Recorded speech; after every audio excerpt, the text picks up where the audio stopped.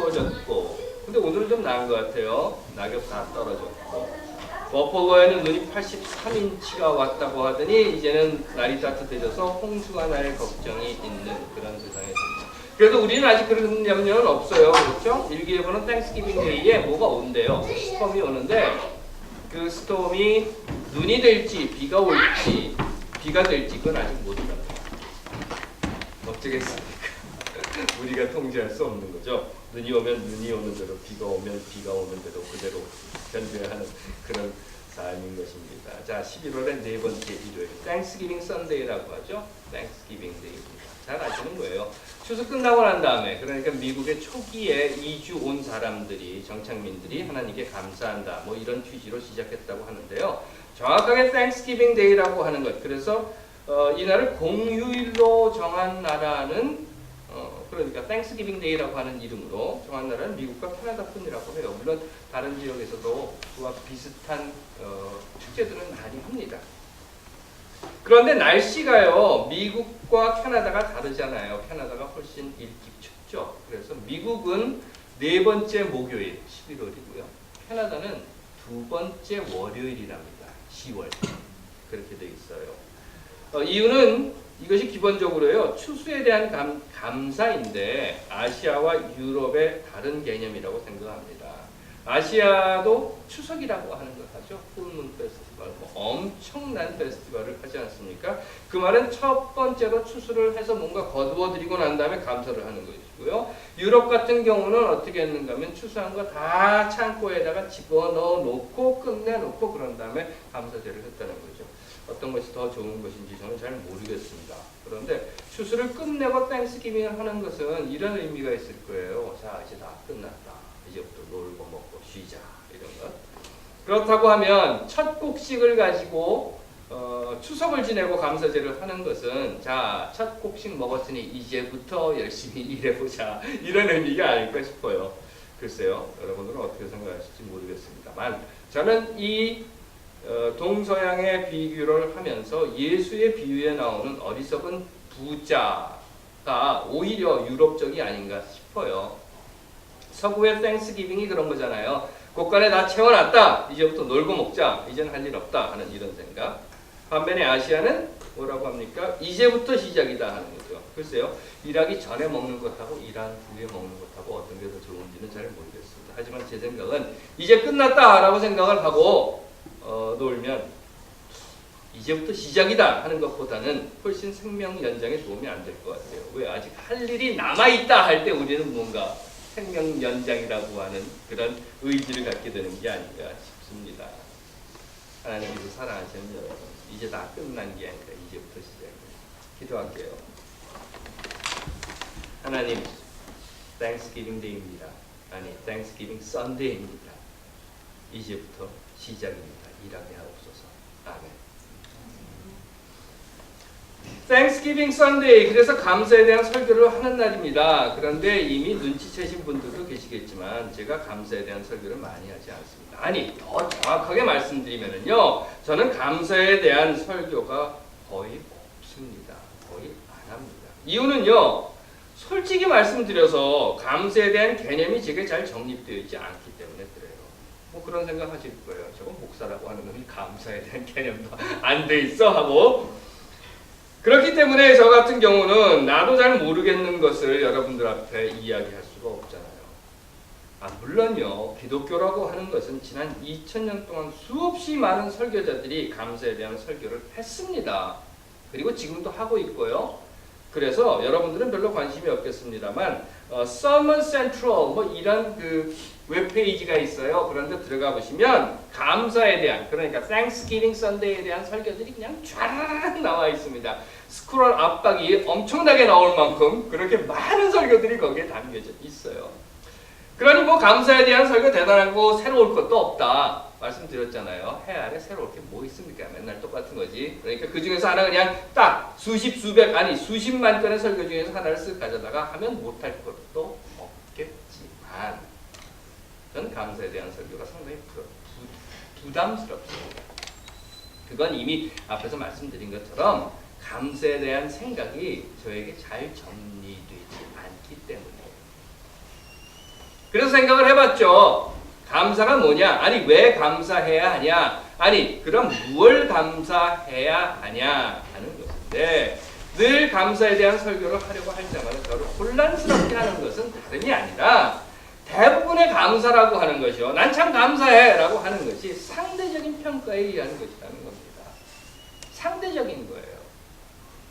지난주에도 말씀드렸습니다만 우울한 이야기 어쩔 수 없죠. OECD 국가 중에서 자살률 1위, 2003년 이래 부동의 1위랍니다. 30대 이하, 대한민국 30대 이하의 사망 원인 중에서 1위가 자살.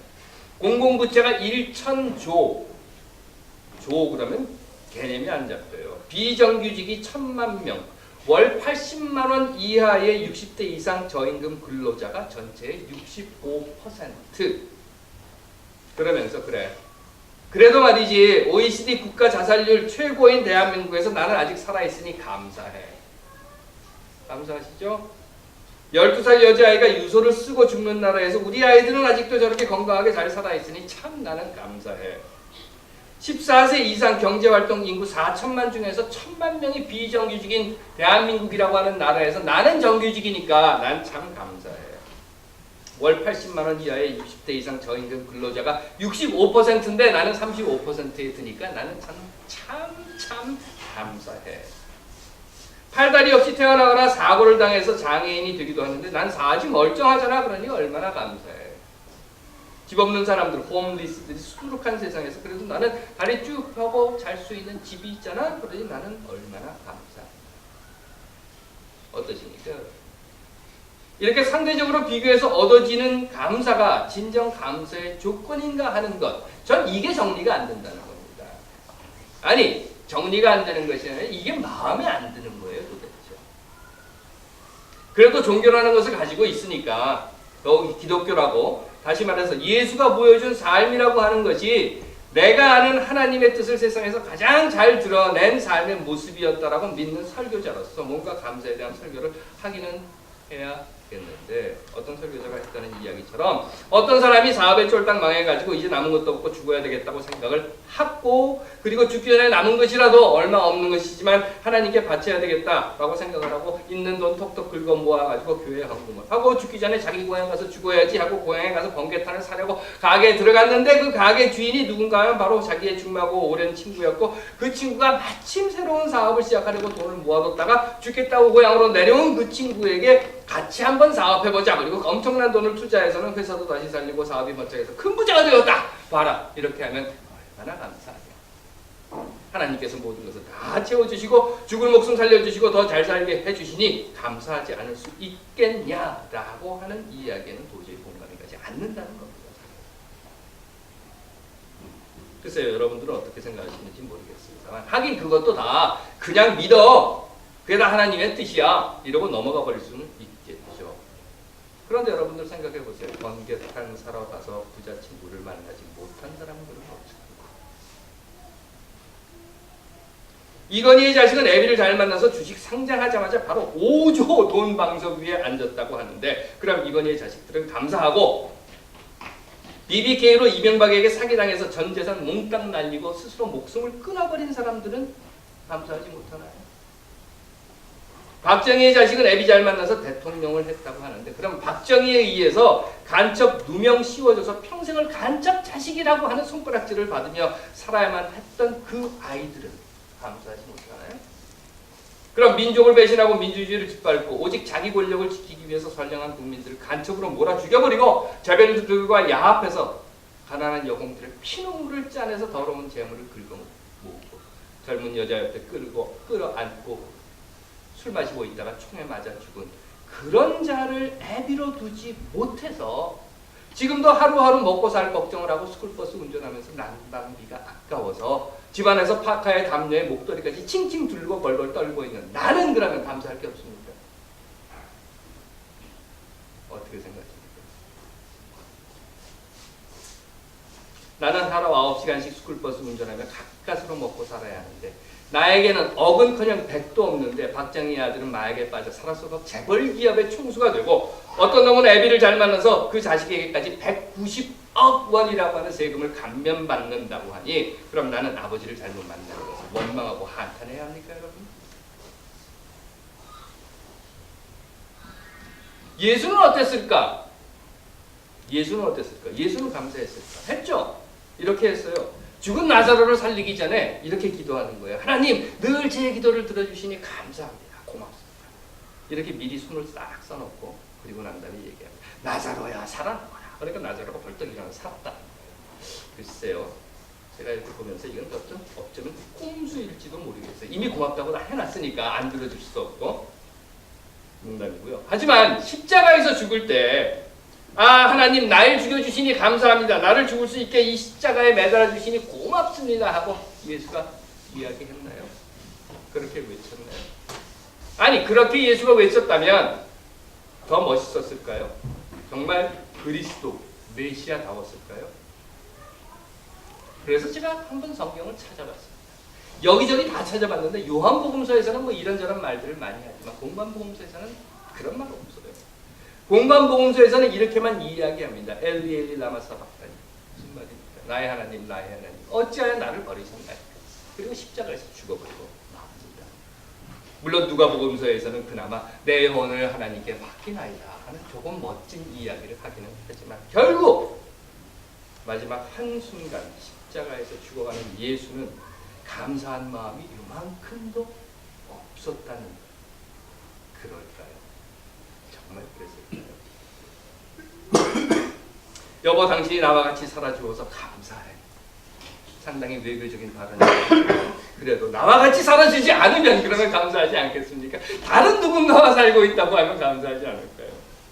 내게 맛있는 밥을 차려주어서 감사해. 그러면 내게 밥 안 차려주면 불평합니까? 물론 감사하죠. 물론 고맙죠. 세상에 살아있다고 하는 것이 우리에게 얼마나 고마운 것입니까? 하지만 다시 한번 생각해 보십시오. 다시 한번 정말 감사에 대해서 생각해 봅시다. 무엇을 해주어서 무엇을 내가 가지고 있어서 무엇과 비교해서 사지가 멀쩡해서 가진 재산이 있어서 다리 뻗고 잘 수 있는 집이 있어서 누구누구의 자식이어서 그래서 감사한 그것보다는 감사는 지금 내가 어떻게 살고 있느냐 하는 것에 있다고 저는 생각하는 것입니다. 아니 다시 말해서 감사라고 하는 것은 내가 지금 어떻게 사는 것이 바르게 사는 것이고 제대로 사는 것이고 사람답게 사는 것인가를 알고 있음에서 시작해야 한다고 하는 것입니다. 예수는 물론 십자가에서 죽으면서 나를 죽여주시니 감사합니다 하고 외치지는 않았어요. 하지만 예수는 십자가의 길을 스스로 선택합니다. 그것은 예수로서 제대로 바르게 하나님의 뜻을 세상에 나타날 뿐입니다. 그렇기 때문에 사랑이라고 하는 것이 세상을 바꿀 수 있다고 하는 그 하나님의 정의와 공의가 사람의 불의와 권력을 이긴다라고 하는 것을 깨닫게 하는 길을 예수 앞에 보여준 그리고 선택할 수 있게 한 그 하나님께 감사한 결과로 결국 그는 십자가의 길을 택했던 것입니다. 나는 내 뜻에 따라 바르고 제대로 내 형상으로 지음받은 존엄과 권위를 지닌 인간으로서 사는 방법을 내 앞에 놓아놨다. 보여주었다. 자, 이제 십자가를 향해 갈 것이냐 아니면 십자가를 피해 도망칠 것이냐 그건 내 결정이다.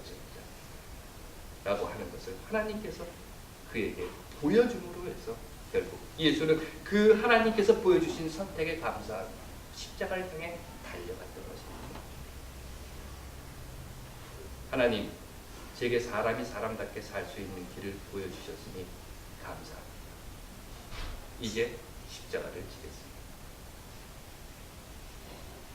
오늘 우리를 한번 돌아봅시다, 여러분. 민족의 역사를 바로 세우고 민주주의를 회복하며 병든 자들을 고쳐주고 배고픈 어린 아이들의 그 굶주림을 해결해주고 억울하게 자식을 잃은 부모들의 한을 풀어주는 것. 모든 사람들이 사람으로서 하나님의 형상을 지닌 인간으로서 존엄과 권위를 지키며 살 수 있는 세상을 만드는 것. 그것이 잘 사는 것이며 제대로 사는 것이며 바르게 사는 것입니다. 물론 선택은 여러분들의 것입니다. 하지만 그 제대로 사는 길을 내 앞에 놓아주셨다고 하는 것. 아니, 나뿐만 아니라 우리 모두 앞에 제대로 사는 길이 무엇인가를 예수 삶을 통해서 우리에게 보여주셨다고 하는 것. 그것을 알기 때문에 내가 십자가로 갈 것이냐 아니면 돌아서서 도망칠 것이냐에 대한 선택이 지금 우리 앞에 있다는 것을 알기에 우리 앞에 놓아주셨기 때문에 그래서 저는 감사하다 하는 것을 믿는 것입니다. 우리 모두가 예수가 될 수 있는 길, 우리 모두 앞에 놓여 있음을 믿기에 우리로 하여금 어떻게 살 것인가를 선택할 수 있게 해주셨기에 그래서 저는 감사하는 것입니다. 하나님께서 사랑하시는 여러분, Thanksgiving Sunday입니다.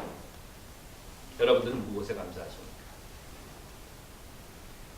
이 한 주간 진정 여러분들이 감사해야 할 것이 무엇인지를 찾아가는 여정이 되시기를 간절히 빕니다. 기도하겠습니다. 하나님, 우리 앞에 놓인 여러 갈래의 길이 있습니다.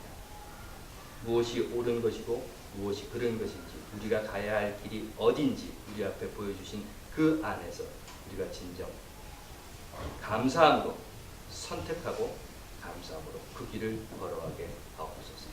예수님 이름으로 간절히 기도드리옵나이다. 아멘.